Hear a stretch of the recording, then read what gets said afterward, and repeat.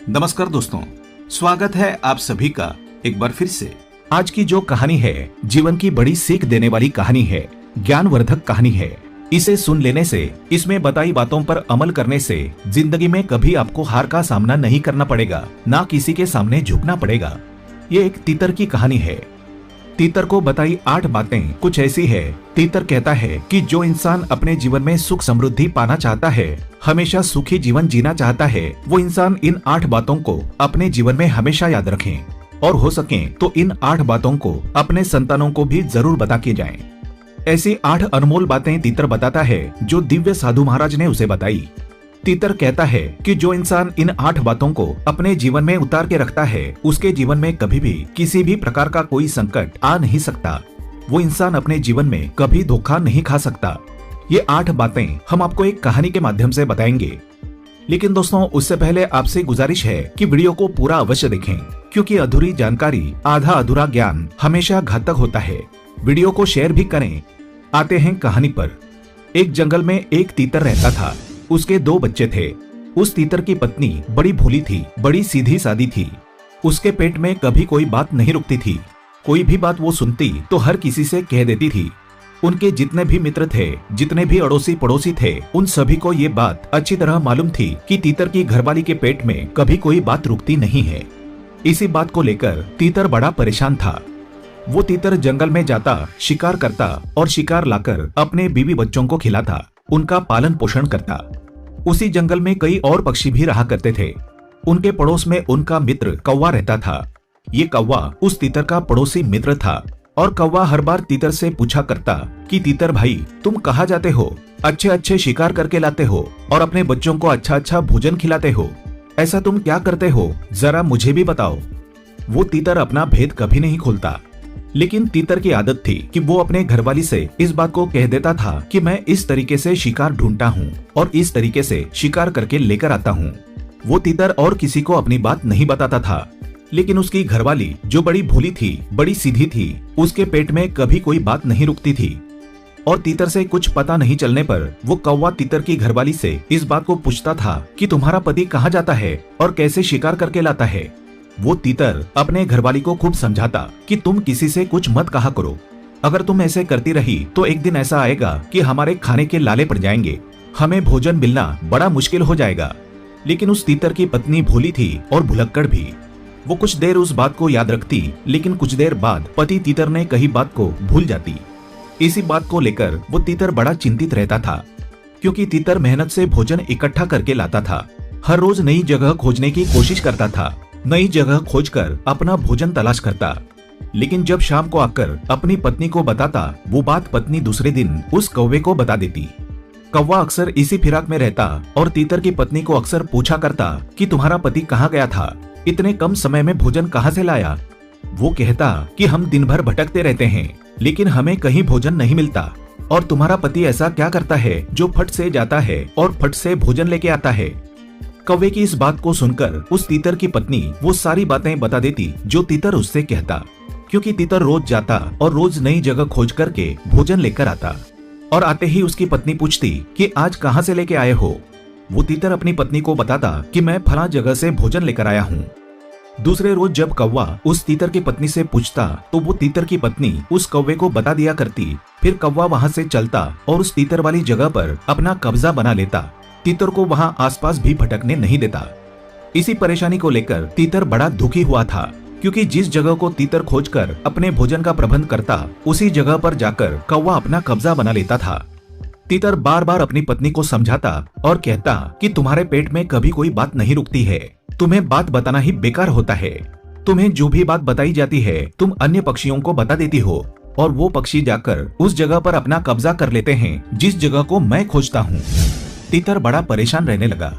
अब धीरे धीरे तीतर की पत्नी के इस स्वभाव के कारण तीतर पर यह नौबत आने लगी कि उसको कहीं भोजन मिलना बड़ा मुश्किल हो गया। तीतर को अपने बच्चों को, अपनी पत्नी को भोजन खिलाना भी बड़ा मुश्किल होता जा रहा था, क्योंकि तीतर जो भी जगह नई जगह खोजता, उस जगह पर कौवा जाकर अपना कब्जा जमा लेता और तीतर को उस जगह के आसपास भी भटकने नहीं देता। अब तीतर के सामने बड़ी चुनौती आ गई, बड़ी समस्या खड़ी हो गई कि परिवार का और अपना पेट पालन कैसे करें। तीतर ने अपने और अपने परिवार के लिए जितना भी भोजन इकट्ठा कर रखा था, धीरे धीरे वो सब खत्म होने लगा। तीतर रोज दिन भर भटकता रहता, लेकिन तीतर को अब भोजन मिलना बड़ा मुश्किल हो रहा था। ये सब तीतर के पत्नी के कारण हुआ था। उसके पेट में कभी कोई बात रुकती ही नहीं थी और तीतर के पूरे परिवार को इस बड़ी समस्या का सामना करना पड़ रहा था। फिर तो ऐसी नौबत आई कि उनको भूखा सोना पड़ा। 2-2 दिन तक उनको भूखे ही सोना पड़ा। तीतर अपनी पत्नी को रात दिन कोसता रहता, कहता कि सब तुम्हारी वजह से हो रहा है। अगर तुम्हारे पेट में थोड़ी सी भी बात रुकती तो आज ये नौबत नहीं आती। तीतर की पत्नी तीतर से कहती, देखो जी, मुझ पर चिल्लाने की कोई जरूरत नहीं है।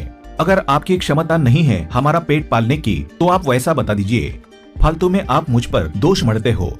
तीतर इस बात को लेकर बड़ा परेशान हो गया और दिन भर भटकता भटकता एक साधु के आश्रम में पहुंच गया।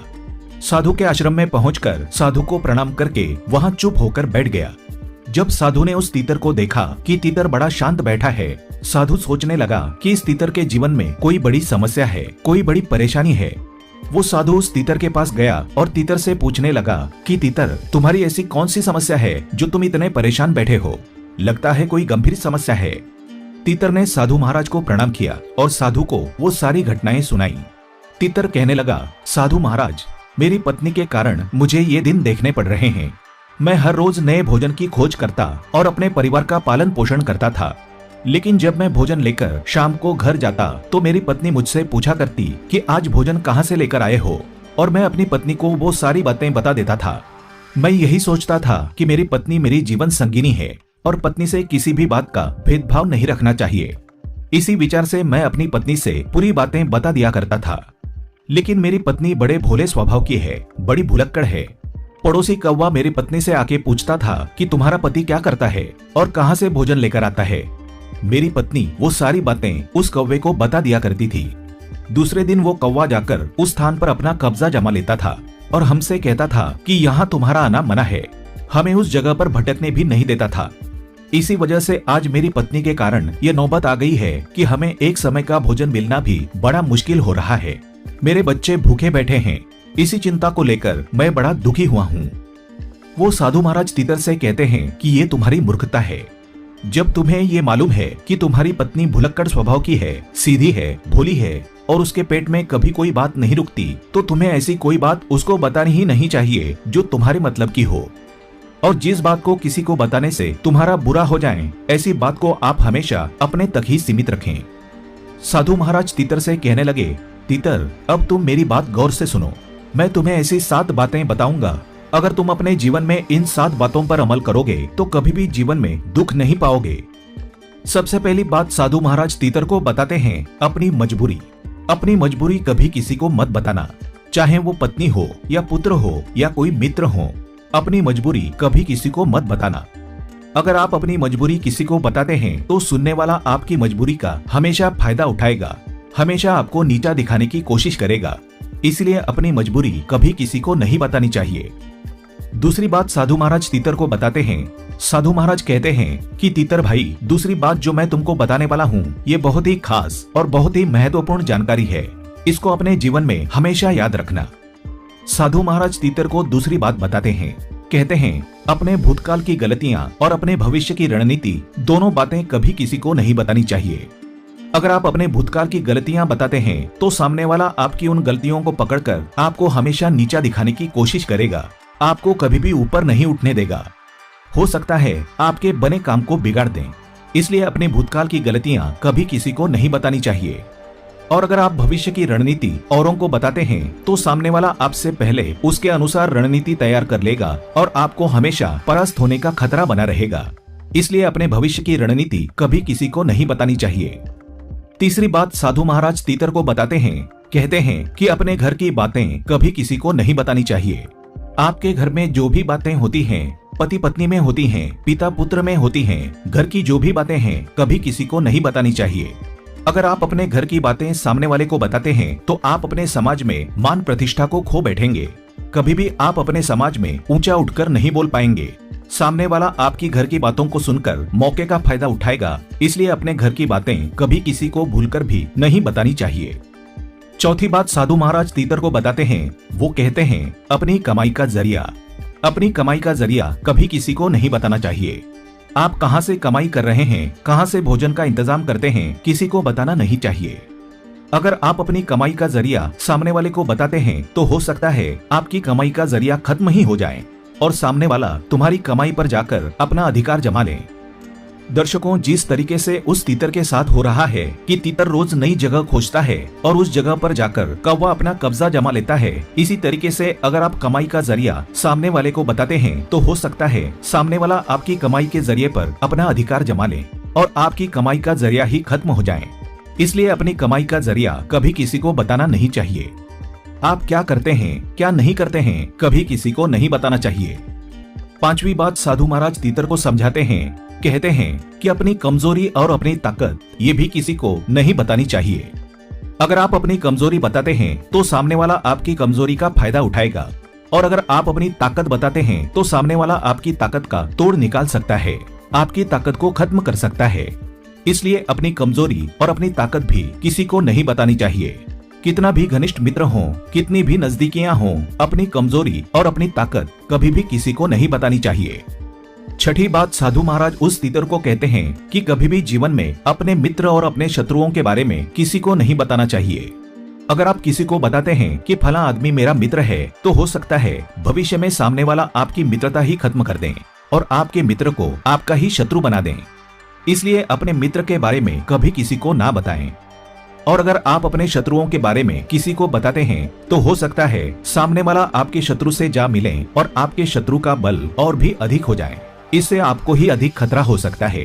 इसलिए कभी भी कोई भी संकट आ जाए, कैसी भी मजबूरी आ जाए, लेकिन कभी भी अपने मित्र और शत्रुओं के बारे में किसी को भी नहीं बताना चाहिए।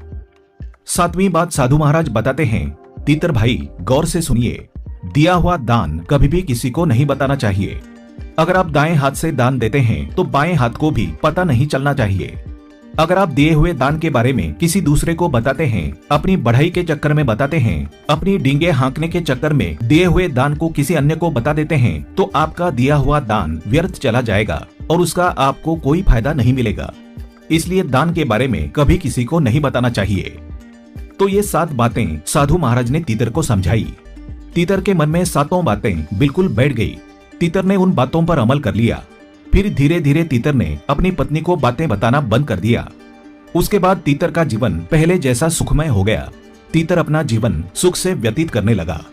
आप भी अपना जीवन सुखमय तरीके से व्यतीत करने के लिए इन बातों को अपना लें। उम्मीद करते हैं आपको कहानी पसंद आई होगी। ऐसी ही अच्छी सीख दिलाने वाली कहानियां सुनने के लिए चैनल को सब्सक्राइब करें, बेल आइकन को प्रेस करें। धन्यवाद।